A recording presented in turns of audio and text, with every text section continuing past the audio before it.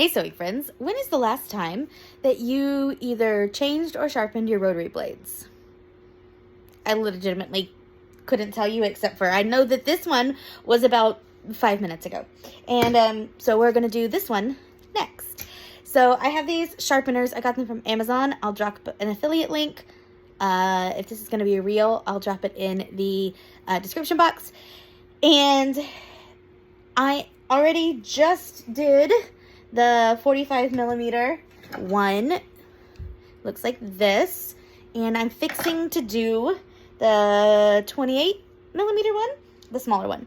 And so I'm going to bring you guys along as I do it. So yeah, I was in the middle of cutting this and realizing how often it was skipping and what a pain it was. So I've decided I'm going to sharpen it. Now, this one doesn't come off.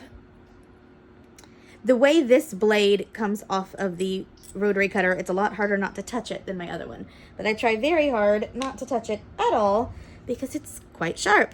And I am going to grab a little piece of something, a little scrap, and wipe that off just a little bit.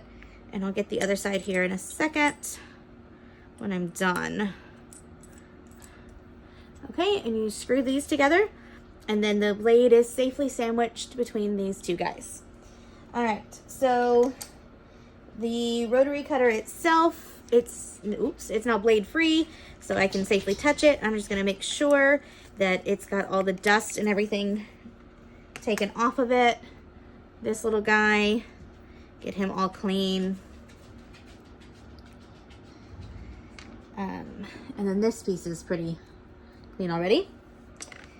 And I've got this oil pen. I think this is also from Amazon.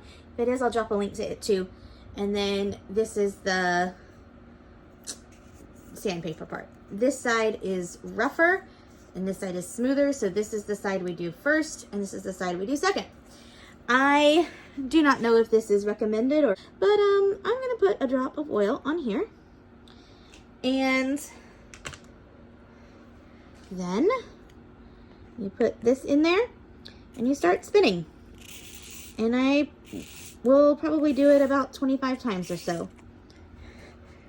4, 5, 6, 7, 8, 9, 10, 11, 12, 13, 14, 15, 16, 17, 18, 19, 20, 21, 22, 23, 24, 25. Now, I need to do the other side, but I also need to do the other side. So I'm gonna first do this. I'm not gonna put more oil on there because I already did it once. 1, 2, 3, 4, 5, 6, 7, 8, 9, 10, 11, 12, 13, 14, 15, 16, 17, 18, 19, 20, 21, 22, 23, 24, 25.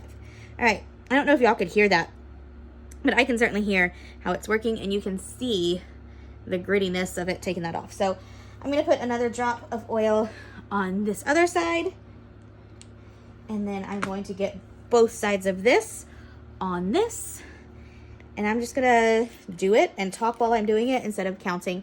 So the really cool thing about this is it keeps your fingers as safe as possible while, you know, having your blade out of the housing there. I have no idea what the manufacturers say about any of this, but I know, ooh, see, kept my finger safe.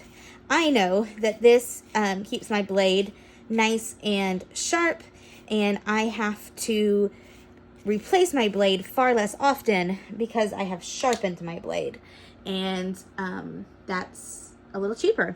All right, so now we're going to unscrew this, and you get about a 50% chance of getting that right.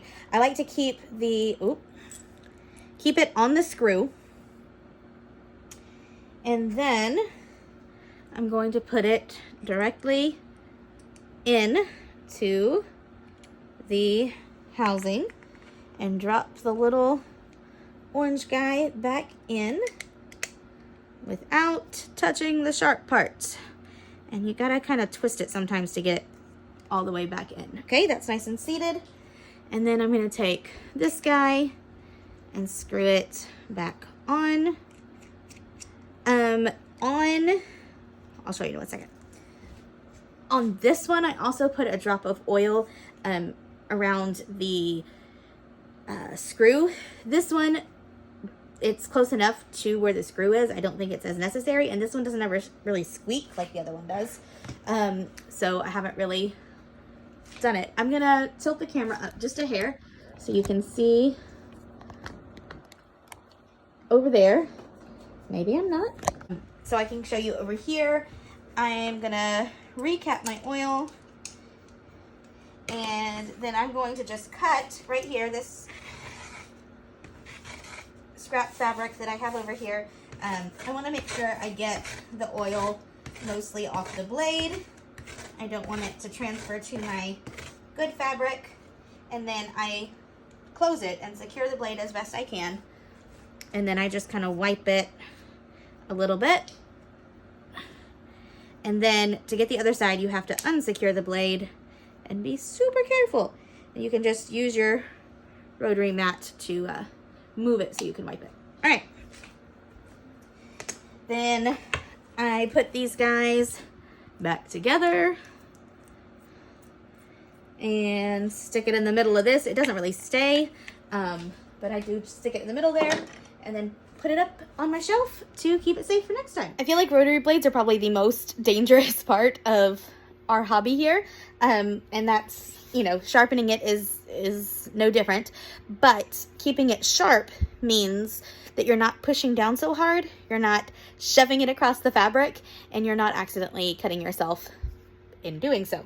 So keep your rotary blades sharp. If they have any sort of nick in them, sharpening is not going to help. You're going to have to replace the blade.